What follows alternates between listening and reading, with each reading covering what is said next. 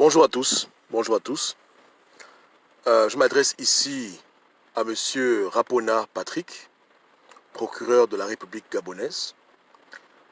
J'ai eu du mal à obtenir l'adresse de son département. Sinon, un courrier lui aurait été adressé la semaine prochaine. Donc, je pense qu'il a accès à Internet. Voilà pourquoi je m'adresse à lui ici, devant le peuple gabonais, devant ceux qui m'écoutent, du moins. Monsieur le procureur, je tiens d'abord à vous saluer et vous présenter du fond du cœur mes marques d'estime les plus distinguées. Nous sommes critiques du régime et ce n'est pas ici un exercice d'ironie ou d'hypocrisie. Je vous parle du fond du cœur sur un problème qui me tient à cœur. En novembre 2019, M. Brice Lacruche Alianga ainsi que plusieurs membres de la GEV ont été incarcérés pour blanchiment d'argent, corruption, faux usage de faux, etc. Beaucoup n'ont pas été d'accord avec cette décision, y compris moi-même. Mais aujourd'hui, on arrive à l'accepter car des éléments nouveaux nous ont été porteurs de reconnaissance.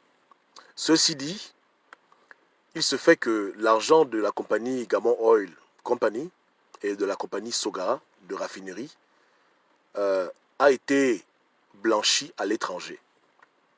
En particulier, selon ce qu'on a pu lire dans les médias, sur le territoire français.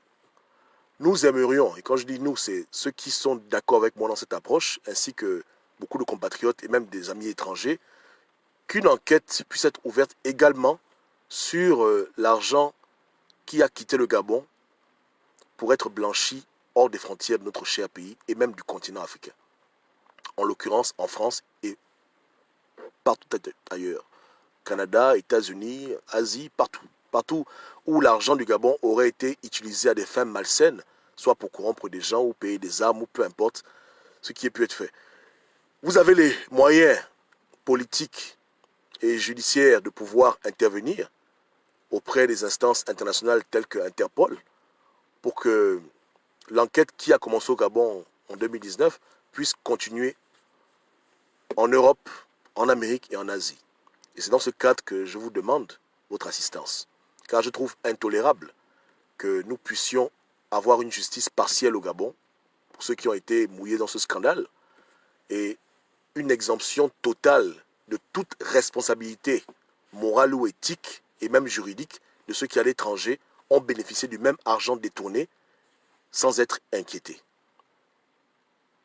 C'est un mauvais précédent pour le Gabon, et c'est quelque chose qui nous tient à cœur. Nous sommes contre la corruption de manière globale et générale, et en tant que membre de la diaspora, je ne saurais concevoir que des membres de la diaspora puissent nous donner à de telles pratiques, qu'ils soient opposants, activistes ou même membres du PDG, ou peu importe qui qu'ils soient, ce sont des pratiques que nous devons condamner.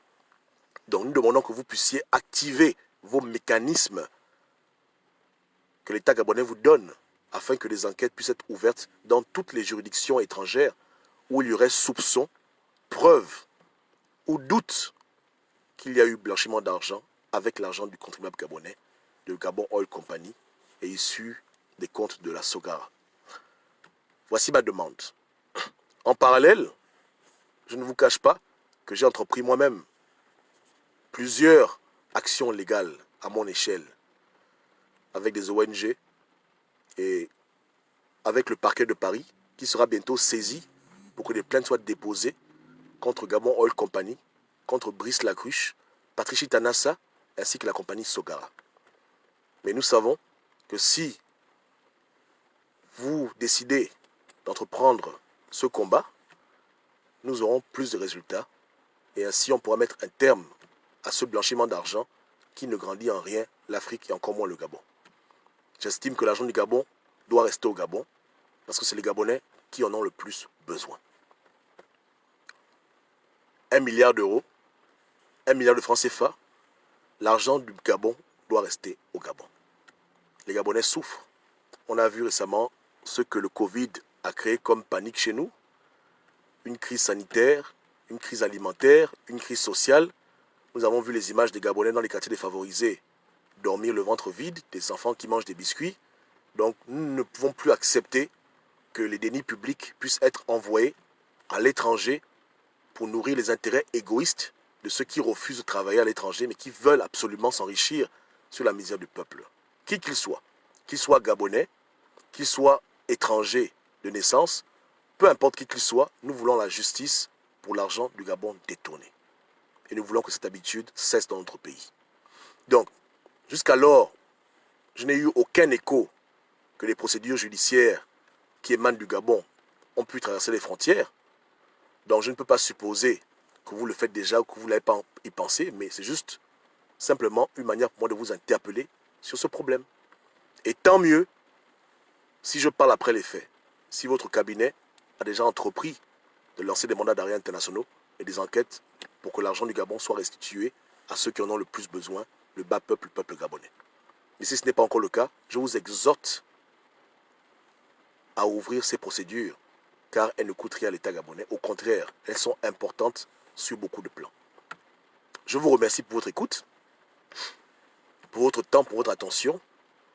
Et je remercie tous les Gabonais épris de justice qui partagent cette vision et qui œuvrent dans le front ou en arrière-plan pour que justice soit faite et que l'argent du pays reparte au pays entre les mains des personnes qui en ont le plus besoin. Mes salutations les plus distinguées. Je vous remercie, monsieur le procureur.